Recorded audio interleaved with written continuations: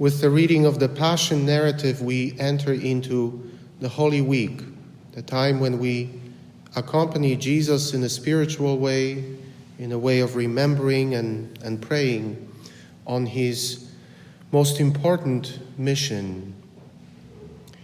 There were two kinds of ways in which Jesus fulfilled the will of the Father.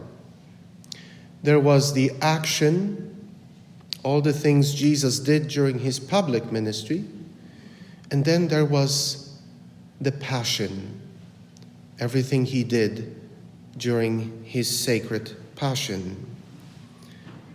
And I think it's worth for us to think about the word passion and what Jesus actually did.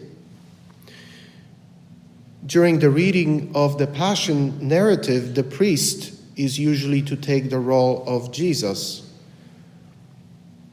And every year I notice how, as we go along in the Passion narrative, the priest has less and less lines as everything progresses, symbolizing that Jesus goes from speaking to being silent.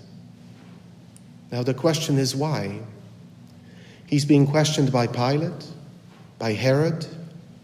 He's being questioned by the high priest. Does Jesus' silence come from his inability to explain himself? Or from not being able to run circles intellectually and theologically around those who are questioning him? No, Jesus is perfectly capable of explaining everything and putting them to shame, intellectually, theologically, even in terms of changing the opinion of the crowd who want to crucify him. Jesus is the greatest intellect in that moment, the most competent preacher and speaker. And yet he is silent. And so there must be an intent behind the silence of Jesus. In other words, in the ministry of Jesus, there was time for speaking and acting, and there was time for the passion, the word that comes closely connected with passivity. But not the kind of passivity we often think about. Someone who is passive is not responding to anything in a creative or productive way. This is the passivity within the passion we find in Jesus, is Jesus' ability to experience passive purification rather than active purification. Active purification is the ministry of Jesus. This is what we are called to do, as Jesus did. To learn the faith, to preach the faith, to argue the faith, to live the faith, to do good deeds. All of that is very important in our lives. But notice that salvation for us did not come through the activity of Jesus. In other words, God didn't choose to save us through the actions of healing and teaching and converting people and calling the apostles. The 3 years of the ministry of Jesus is not what we would refer to as the source of our salvation, but the 3 days of the Passion is how we were saved. It was in the passivity of allowing the weight of the world to descend upon him that Jesus saved us. Why is this important? It's important for us to notice that God chooses the Passion.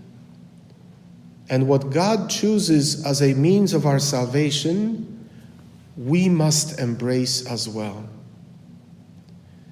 Our life of faith has to go from action to passion. Without the passion of Christ, there is no cross. Without the cross, there is no resurrection. Very often people say, well, why suffering? Why difficulty? Why is it so hard to be embraced, not to be criticized? Because this is the path that we must embrace, because it's the path that brought us salvation. In more practical terms, we all have to embrace Jesus and his path in such a way that even if we are left all alone in our conviction to follow Jesus, we will continue to do so. Even if every one of my parishioners turns away from me, am I willing to continue to be faithful to the Lord? In other words, if passion comes into my life, loneliness, suffering, difficulty, abandonment, from those even around me, am I willing to embrace it and see in it not only a necessary evil, but actually a necessary way of being saved, of being sanctified, of being obedient to God? The Church invites us to meditate on the passion of Jesus, not just so that we can remember how much he loved us. Jesus didn't go through all the suffering just as a teaching moment for us, but it was a real pathway towards salvation. He needed to do it. And it didn't matter if people in that moment understood. He didn't feel the need to explain himself to people, because he knew exactly what it meant to be obedient to the end to God the Father. I find it interesting that in the first reading we have that beautiful phrase from the prophet Isaiah: I have set my face like flint, and I know that I shall not be put to shame. Flint is a very hard black rock that is used as an example of steadfastness. I have set my face as flint, as a rock. I am steadfast in knowing what I must do. This is applied to Jesus. And I shall not be put to shame. Even though people all around him put Jesus to shame, he says, I shall not be put to shame.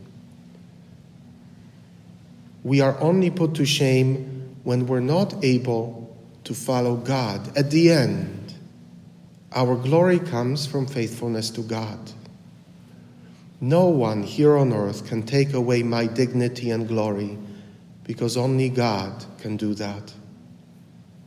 And so when we, as followers of Jesus, enter into the Passion as an incredible wellspring of spiritual teachings for us, it's a pathway that is presented to all of us, which we must also follow, to set our face as flint, as a rock, to be steadfast in our faith, to not allow the pressures of anywhere or anything turn us away from the one who alone will not put us to shame, but will glorify us, strengthen us. I pray that this Holy Week, as we continue to reflect on the Passion of Jesus, may not only be a nice reminder for us, a beautiful reminder of God's love, but also a very sobering view of the pathway which we all must walk. And hopefully, as we begin to embrace our own passion, sufferings, difficulties, struggles in life, we will see that those are the most salvific moments that make a difference in our journey to God. Amen? Amen. This is Father Kuzma. Thank you for tuning in to the Catholic Spirituality Podcast. If you wish to send in any questions or comments, I answer those every Friday, and you can send them to catholicspiritualitypodcast@gmail.com. God bless you.